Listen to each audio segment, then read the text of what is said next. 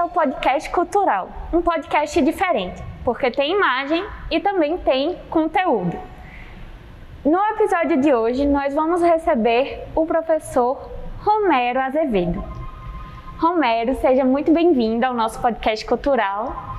E eu quero começar, explicando para o pessoal também um pouquinho sobre a sua história. O senhor veio de jornalismo, passou a vida toda no cinema, também fez docência, agora tem um blog. Então, nessa estrada de várias coisas que o senhor já fez, já passou, queria saber o que é que mais define o senhor, uma frase para definir o senhor, para a gente começar.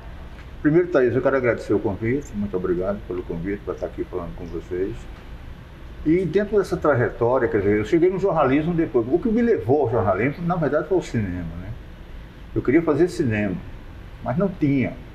Tinha em São Paulo, na USP, né, quando abriu aquela escola pioneira lá de cinema, mas era complicadíssimo ir para São Paulo, não tinha como ficar lá, não tinha dinheiro na família também para nos manter lá. Então a gente ficou por aqui mesmo e quando apareceu o primeiro curso que se assemelhava com o cinema e tinha cadeira de cine e jornalismo com o saudoso Machado Bittencourt, a gente decidi fazer comunicação. Mas eu iniciei no cineclube. Antes do cineclube, iniciei nas matinais do Capitólio, do Babilônia, né? Porque o cinema foi, no século XX, um grande espaço público da comunicação, né? Isso aí era uma forma de atrair o olhar das pessoas e eu fui nessa também. E quando eu vi a primeira vez, eu me apaixonei, achei aquilo incrível, né? Realmente havia um direcionamento para que o cinema provocasse esse impacto, porque eu acho que no começo, hoje não, hoje está mais tranquilo, mas quando o cinema surge, há, digamos assim, um aprisionamento da imagem dentro de uma sala, com a tela fixa, não é, com o ingresso pago na porta, que foi uma forma da indústria, do comércio, né, tomar conta dessa nova forma de expressão. Então, de certa forma, o cinema passou um tempo aprisionado nesse esquema. E a televisão, a partir dos anos 60, vai libertar a imagem animada das salas de cinema e vai, de certa forma, democratizar, porque você vai ter dentro de casa gratuitamente, né? Então, claro, aí vem a evolução, vem ao que chegou hoje. A imagem, você para num sinal de trânsito hoje aqui em Campinas, tem uma tela do lado, tem uma do outro, tem uma em cima, tem seu celular, né, o tempo inteiro mostrando imagens, né? Mas no começo não. Então eu acho que isso contribuiu, né, para a gente se encantar com essa forma de expressão, porque já se conhecia a fotografia, mas a fotografia animada era quase uma magia, né? Naquele tempo a gente entendia aquilo não como uma tecnologia, estou falando de 8 anos, 9 anos de idade, eu via aquilo como uma magia realmente. Então a gente começou ali, aí vem já na adolescência, com 14 anos, entramos num cineclube, houve um curso de cinema, né, promovido por cinéfilos da cidade que já estudavam, já tinham esse interesse, né, Dorival Marinho, Gilberto Gonçalves, Luiz Carlos Bergolino. Eles tinham um cineclube, chamado Cineclube de Campina Grande. Mas é aquela coisa, casaram, filhos, responsabilidades, família, como manter? Não dá. Então eles deram um curso de cinema, um curso de iniciação ao cinema, promovido pelo Centro Estudantil Campinense, que era uma espécie de organização dos docentes, discentes, dos alunos do segundo grau, como chama hoje, né?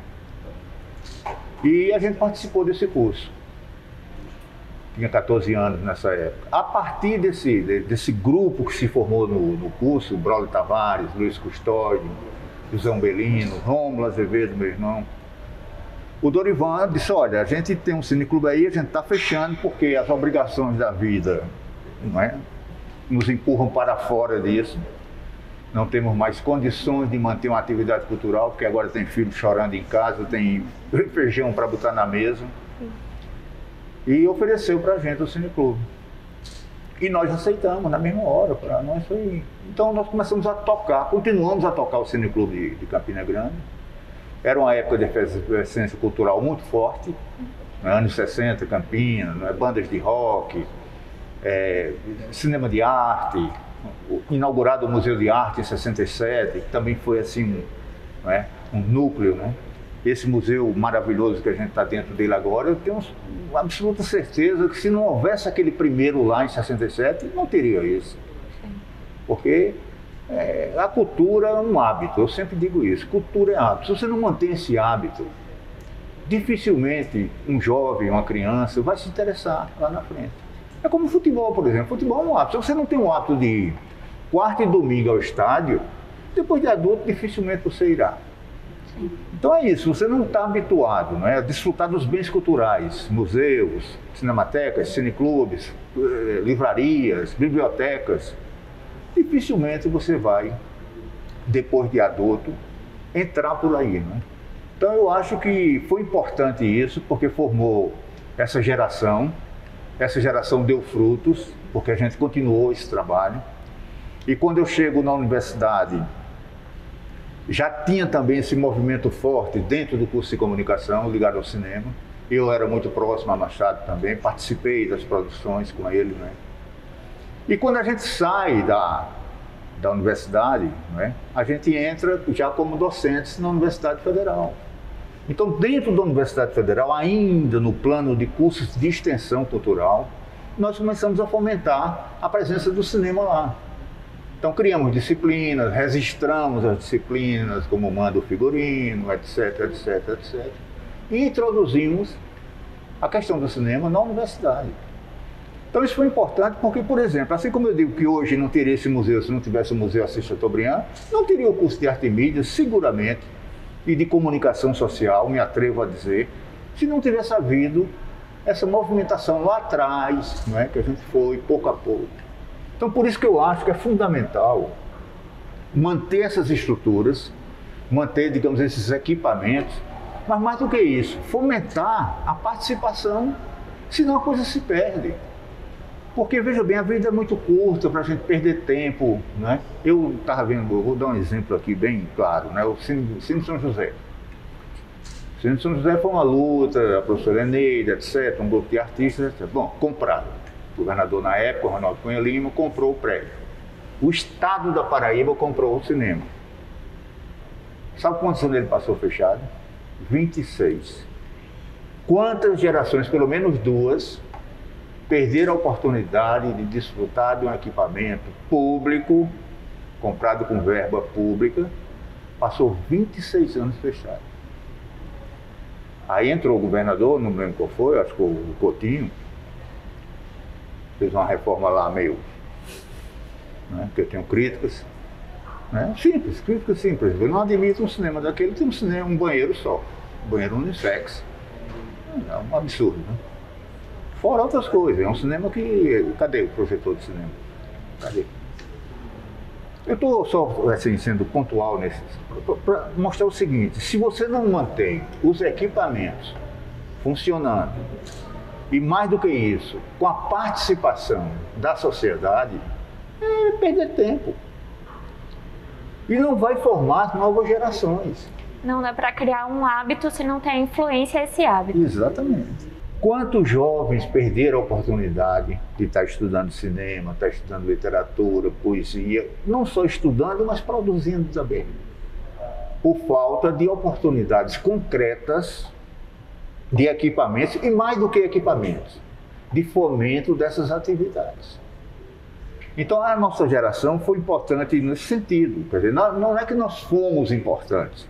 Para nós, a gente teve a sorte de nascer num momento que Campinas tem uma efervescência cultural muito forte, galeria de arte, que gerou o Museu de Arte, cinema de arte, que gerou os cineclubes, etc, etc, etc. No próximo bloco, a gente vai descobrir um pouco mais como a gente pode fomentar a cultura e como a gente pode incentivar. Esse é o Podcast Cultural, um podcast diferente que tem imagem e também tem conteúdo.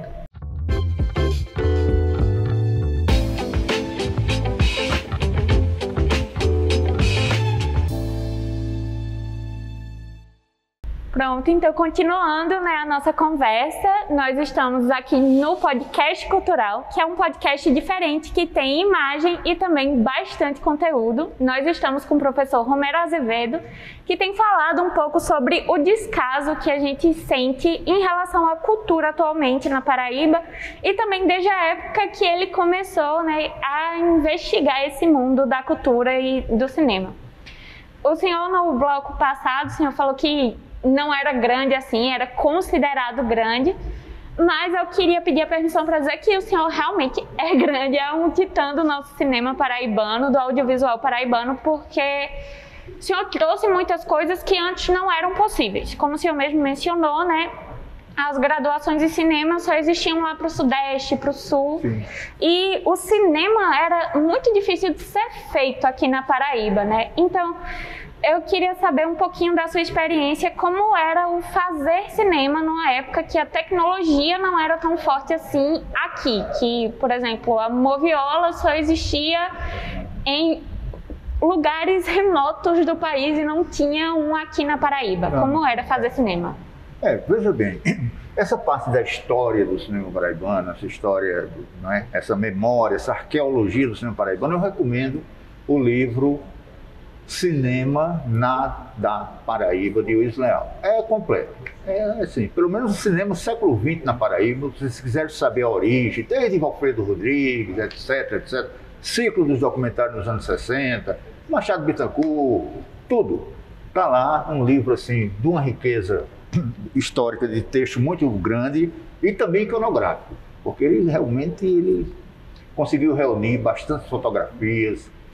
É maravilhoso. Eu recomendo a vocês o livro de Willis Leal, Cinema da Paraíba. Cinema feito na Paraíba, cinema da Paraíba. Agora, na nossa experiência, né, que um pouco está relatado lá também no livro de Willis, a tecnologia era outra.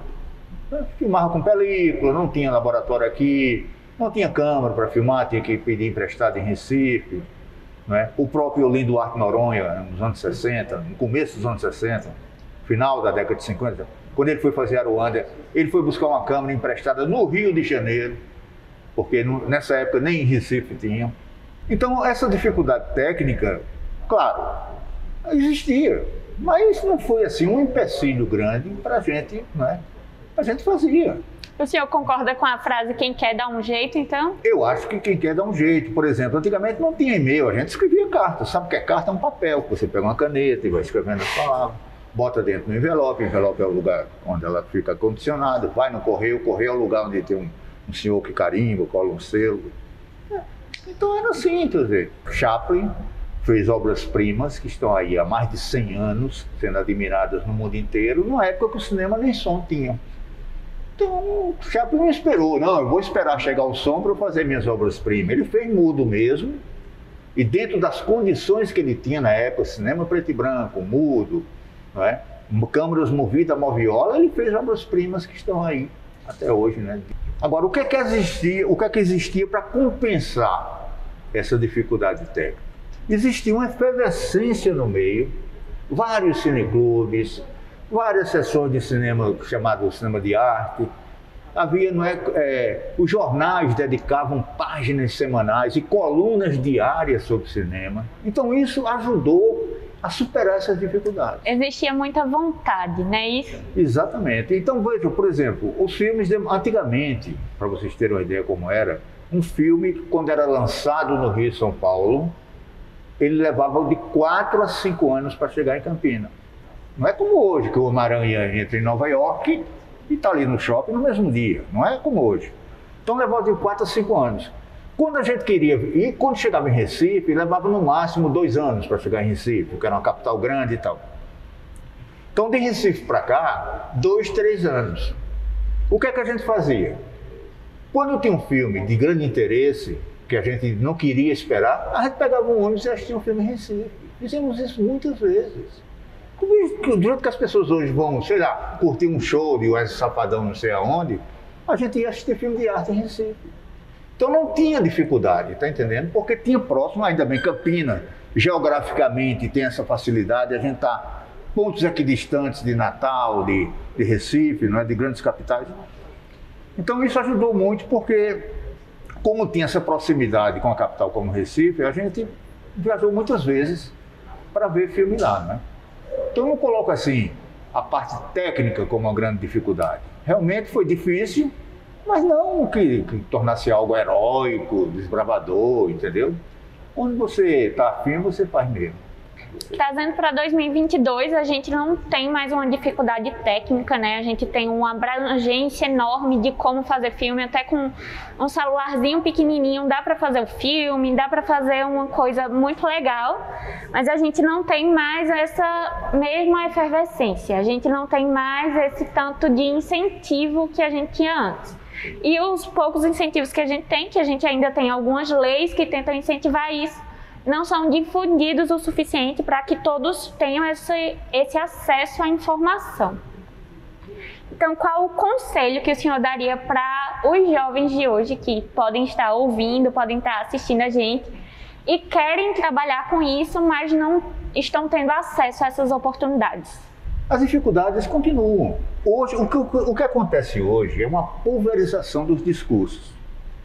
Essa é a diferença. Naquele tempo, como era difícil, como pouca gente tinha acesso, a tecnologia mesmo era complicada, o acesso também, eu falei do cinema aprisionado na sala, você tem que comprar um ingresso, etc, etc. Hoje é o contrário. Hoje há 1000 janelas e justamente por haver 1000 janelas, existem menos espectadores. Porque é janela demais para pouco público. Tem até uma piada que conta, né? Que um jovem fez um filme, botou no YouTube, ligou para um amigo assim: ó, fulano, tudo bem? Tudo bem.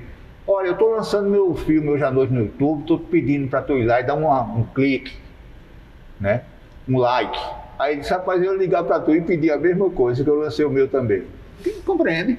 Quer dizer, hoje tem janelas demais, tem possibilidade de você colocar um filme no YouTube e de, teoricamente, ser visto no mundo inteiro. Não é, isso é uma bobagem, não é?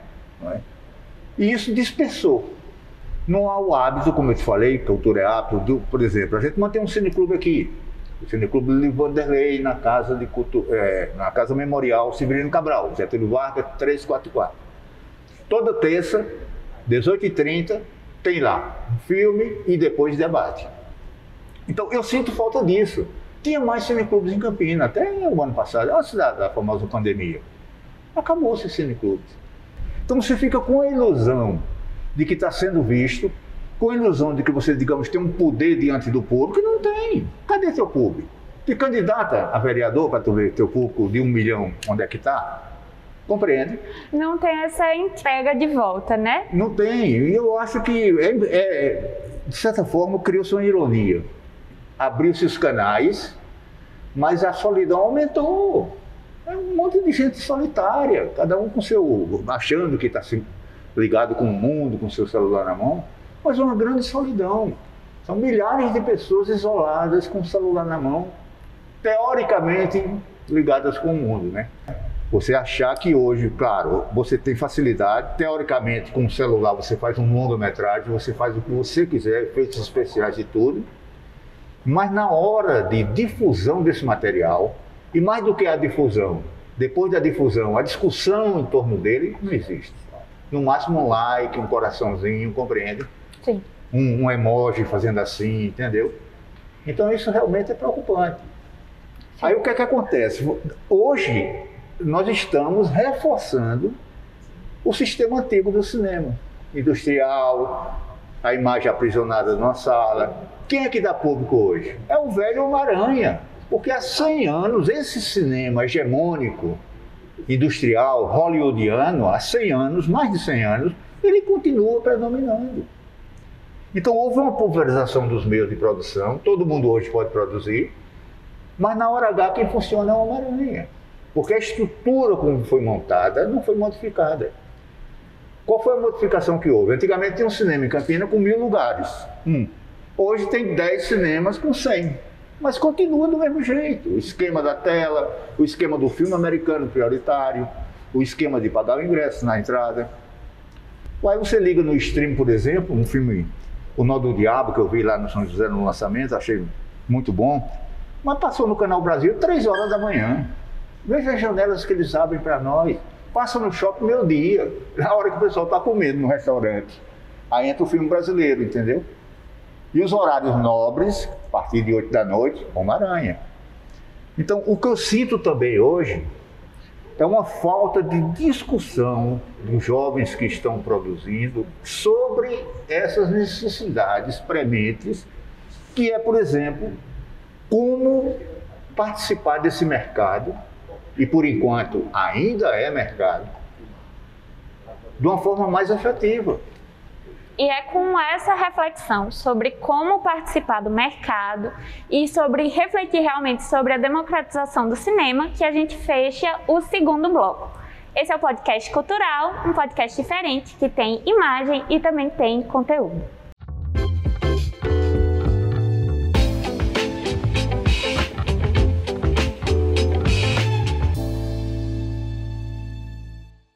Voltamos para o terceiro e último bloco do Podcast Cultural, um podcast diferente. Tem imagem e também tem muito conteúdo.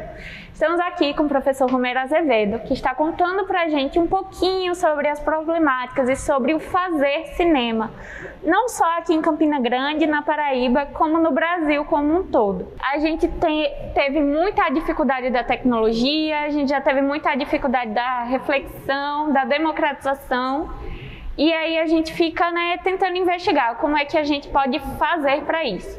Atualmente, a UEPB e também várias outras instituições, elas dão para a gente um suporte dos festivais. O circuito dos festivais que circulam o Brasil inteiro para poder exibir essa produção universitária. E aí, o senhor também com certeza já participou de vários festivais, já curadoria de vários, e queria saber o que é que o senhor acha desses festivais, como é que o senhor acha que eles podem crescer um pouco mais para melhorar nessa exibição. Os festivais têm um lado positivo, que é a janela onde vai escoar essa produção, a única. E tem um lado negativo, porque cria um gueto, compreende? O gueto dos festivais. Então, e fica se repetindo, eu vou para o teu, tu vai para o meu, a gente se encontra no de fulano. Então, os filmes são exibidos, isso é importantíssimo, tem uma janela para os filmes, mas, do ponto de vista de alcance do público, é muito restrito. Quem é o público dos festivais? Os realizadores, suas equipes, seus elencos, talvez um familiar, dependendo do local onde seja o festival, Então eu acho que são positivos, mas eu acho que deveria pular um pouco essa, sair desse gueto. É um gueto bom, mas é um gueto que fica restrito, aqueles filmes só circulam ali, Por exemplo, o pessoal de Pernambuco conseguiu furar isso. O Novo Cinema Pernambucano, o Som ao Redor, o Bacurau, são filmes exibidos, inclusive fora do Brasil, participou de Cannes e tudo. Então eu acho que é positivo o festival, porque é melhor tê-los do que não tê-los. Mas mantê-los, eu não acho muito contraproducente, compreende? Porque vai ficar o gueto. Então, aquele circuito, meu filme vai passar em Tiradentes, vai passar em Taquari, vai passar em Coremas, compreende? Aqui tem um festival importantíssimo, que é o Comunicurtas. Mas o que é que eu acho? O Comunicurtas poderia sair, daquela, digamos assim, daquela data sazonal anual e durante o ano ele continuar com atividades que redundassem no grande momento que é o evento, que reúne todo mundo de várias partes do Brasil e tudo. Mas durante o ano, por exemplo, a Eneida Ávila conseguiu isso com o Festival de Inverno. O Festival de Inverno era restrito ao mês de julho, era preso ali, era ótimo, mas era aquela coisa como São João, só acontece, Campinas é terra do forró. Não, Campinas não é terra do forró, só acontece 30 dias e o resto do ano, São 365 dias. Aqui eu tenho uma festa com 30, é muito pouco para se dizer que aqui é o lugar do forró. Eu estava vendo essa exposição aqui maravilhosa, dizendo Bola Certa, Eba Ramalho, Jacques do Pandeiro. Isso é importante, porque mantém a história, a memória do forró durante o ano inteiro. Eu me lembro que Bilio gravou um disco de 89, um LP, era forró um ano inteiro. Ele ironizava, eram 12 faixas, uma faixa, digamos, para cada mês. Mas para quê? Para manter a chama do forró o ano inteiro. Então, o Comunicurtas, que eu acho maravilhoso, poderia, criar situações como a Eneida criou para sair da data fixada, que prende ele ali no evento, sair um pouco do lance da eventologia e, durante o ano, promover seminários, promover debates, exibições, não é? Outras atividades que redundassem depois, aí manteria durante o ano inteiro a discussão viva do cinema, entendeu? Vamos receber já essa sugestão, já está todo mundo que é envolvido no Comune Curtas aqui, já está todo mundo sabendo o que tem que fazer. Então é nesse sentido, quer dizer, o festival é importantíssimo, como eu te disse, é melhor do que não ter. Mas da forma como está, já estigmatizou. Precisa tu viu meu ser mais filme aberto. em Tiradentes? Ah não, eu vi o de Beltrano em Taquari. E no shopping não vai passar nunca.